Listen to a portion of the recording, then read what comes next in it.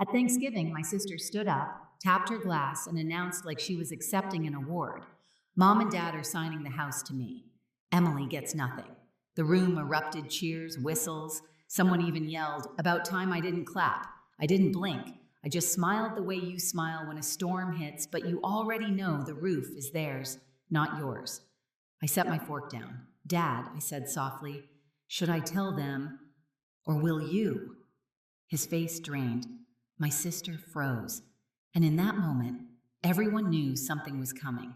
Before I take you into what happened after that silence, tell me, where are you listening from tonight? It helps to know there are people out there who've lived through families like mine. My name is Emily Nolan, and if you'd met my family before that Thanksgiving, you might have thought we were close. The kind of Midwestern picture people post on holiday cards, matching sweaters, smiling in front of a tree, pretending we never raised our voices. But families like mine don't break in loud, obvious ways. They crack in silence, in small choices, in who gets listened to and who gets ignored. And for as long as I can remember, I've lived in the quiet space where people only notice you when they need something. Jenna, my younger sister, never knew that space. She was the favorite, bright, loud, full of charm, the kind of girl relatives fawn over at gatherings, calling her a natural and a spark. I didn't hate her for it. I just learned early that I'd have to build my life on my own because nothing was ever going to be handed to me the way it was handed to her. Growing up, I watched my parents pour attention into Jenna like she was a plant that needed constant watering. Dance classes, summer camps, private lessons, things I was told we couldn't afford when I asked. Later, when I moved to Chicago for work, they called it selfish, like choosing independence meant I was abandoning them. Meanwhile, Jenna stayed close, visiting every weekend, sliding into that perfect little mold they'd carved out for her. Still, I kept coming home for holidays. For my grandmother, mostly. Evelyn Nolan, sharp mind, silver hair, the only person in the family who looked at me with real pride. When she hugged me at the door, it didn't feel like an obligation. It felt like being seen. She'd tap my cheek, whisper something like, "You're stronger than they think," then slip back into her chair, like she hadn't just given me enough fuel to last another year. This Thanksgiving felt strange before it even began. The air in the house was different, thick, expectant, like everyone had been let in on a secret I wasn't meant to hear. Mom was darting around the kitchen with that tight smile she wears when she's hiding something. Dad wouldn't meet my eyes for more than a second. Jenna kept brushing lint off her dress, even though it was perfectly clean. And when I walked into the dining room, I noticed one more thing. An empty chair next to mine was missing.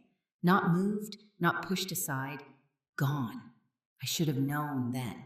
You'd think the empty chair would have been enough of a warning, but in my family, the signs are always quiet before they explode. I sat down anyway, smoothing my napkin across my lap, pretending not to notice the way conversations dipped every time I entered the room. They'd go flat for a second, like someone had pressed mute, then pick up again with forced laughter the moment I passed. Jenna floated around like the star of her own parade, checking the table settings, fixing angles on the centerpiece, whispering little asides to Mom that made them both smile. Every so often, she'd look at me with a tight-lipped grin, polite but hollow, like I was a coworker she barely tolerated. It wasn't always like this.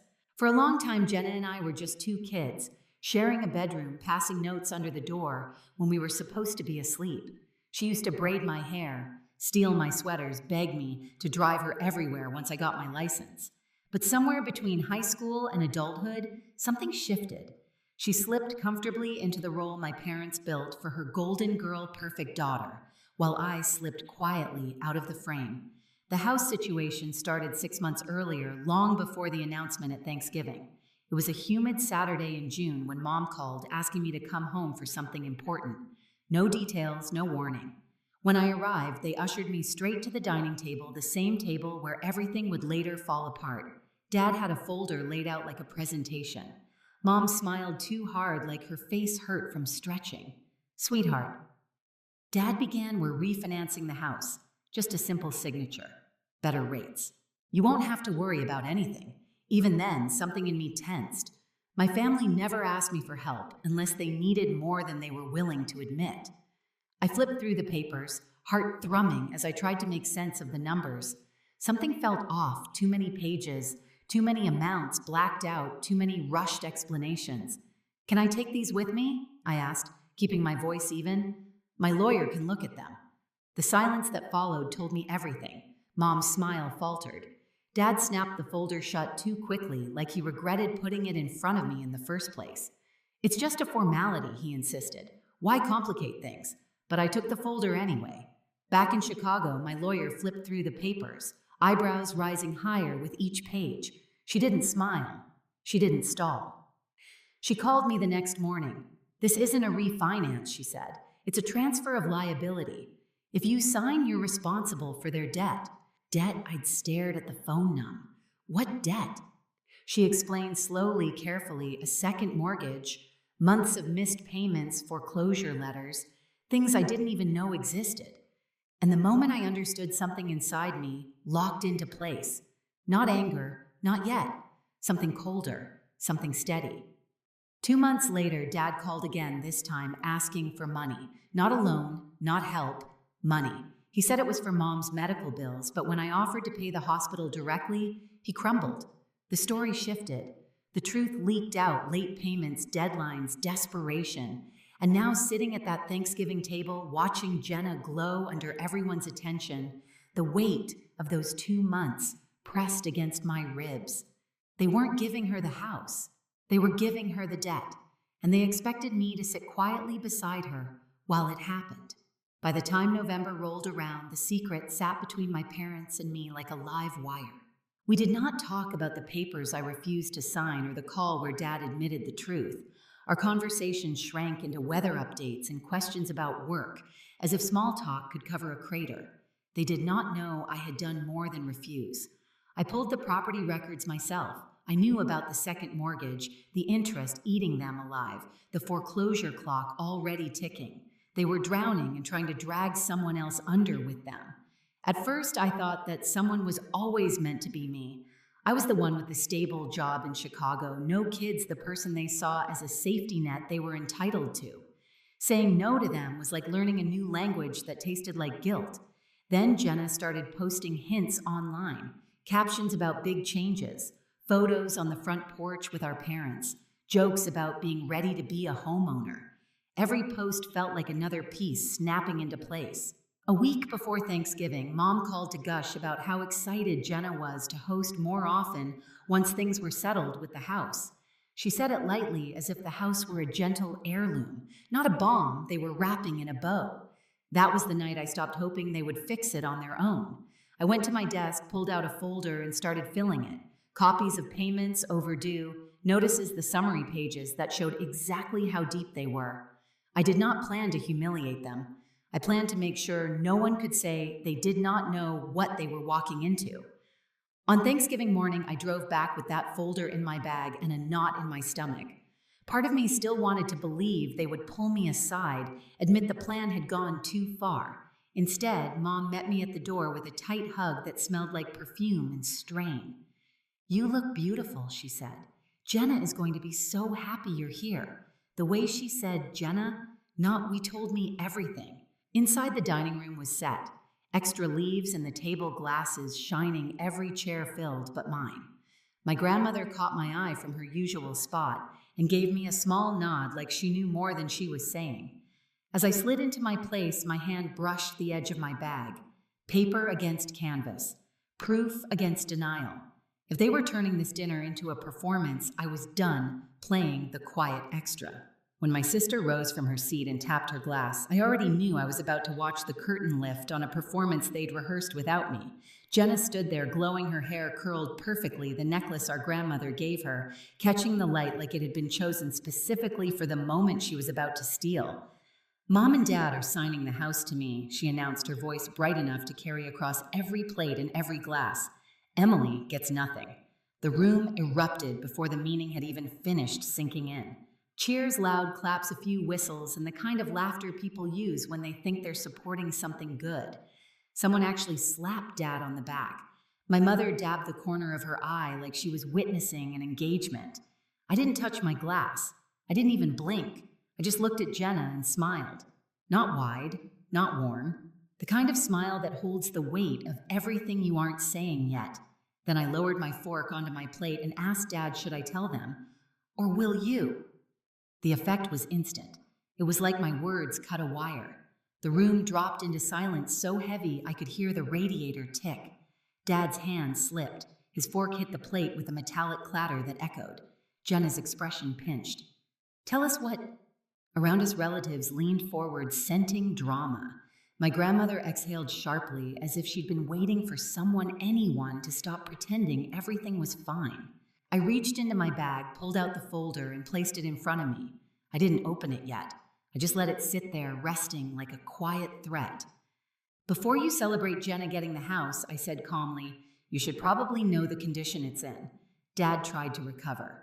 Emily, not here. Why not, I asked. You weren't embarrassed when you decided to sign it over to her without telling her about the debt. Heads turned. Conversations died. Jenna stiffened like someone had pulled a string tight inside her. What debt, she snapped. I finally opened the folder. A stack of payments bills and overdue notices stared up at us. I slid one page forward, the summary line in bold. They're behind on payments, I said, on 2 mortgages. The second one was taken out without telling anyone. They're months from foreclosure, maybe weeks. My mother's hand flew to her mouth. Dad reddened. Jenna blinked like she'd been slapped. That's not true, she said, her voice rising. They would have told me. Did they tell you, I asked, eyes steady on hers, that the house comes with over $100,000 in debt? That if you sign those papers, you're responsible for every overdue payment and every penalty? Something cracked in her expression. Doubt crept in. Dad tried again. You're making this sound worse than it is, Emily. We're handling it. Are you? I held up another page. Because this one says the bank isn't convinced you're handling anything. He lunged forward as if he could snatch the paper out of my hand right there in front of 20 witnesses. I pulled it back before he could touch it. Stop, Mom begged. Please, don't do this today. Why not, I asked. You chose today. The relatives started shifting in their chairs, some uncomfortable, some newly curious, a few openly furious at being included in this spectacle they hadn't been prepared for. My Aunt Diane was the first to speak. Daniel, she said sharply, is this true? Dad didn't answer. His jaw clenched so tightly I thought it might crack. Mom buried her face in her napkin. Jenna looked between them and me. But they said the house was mine. It was never a gift, I said softly. It was an escape route for them. They needed someone to carry the debt. First, they tried to trick me. When that didn't work, they chose you. Jenna stood frozen in her sequined dress, shaking. Her fiancé Tyler leaned away from her slightly, like he wasn't sure if he should be associated with any of this. Is she lying? He asked my parents. Mom sobbed. Dad didn't look up. That was enough. Tyler pushed back his chair and stood. You told me the house was paid off. You said we'd have a clean start. Jenna reached for him, but he stepped back. You expect me, he said, voice trembling between anger and disbelief, to start a life on a sinking ship, Tyler. Please. He shook his head. I'm not marrying into this. The room gasped collectively as he walked out past the turkey, past my stunned parents, out the front door without looking back. Jenna's legs gave out. She dropped into her chair, hands shaking mascara smudging down her cheeks. For the first time in years, she looked like the little girl who used to crawl into my bed after nightmares. This isn't my fault, she whispered. I didn't know. I know, I said, quietly. Dad slammed his palm onto the table. You ruined everything. I stared at him. No, you ruined everything the minute you tried to hand your debt to your children like it was an inheritance.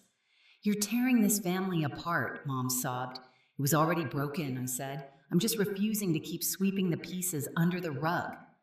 A murmur rippled among the relatives' agreement, disappointment judgment, the kind that stings more because it comes from witnesses who saw everything. My grandmother stood slowly, using the table for balance. Her voice, though thin, carried more authority than anyone else's.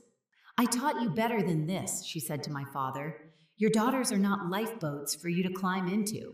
Dad shrank. Mom wept harder. Jenna finally looked up at me, eyes hollow. What do I do now? The question hit deeper than she meant. Not because I had the answer, but because she was finally asking the right person, not the parents who built her illusions, but the sister they'd pushed aside. Before I could speak, someone knocked on the door. Hard. Every head turned. The knock came again louder. Dad frowned. Who the door opened and a woman stepped inside.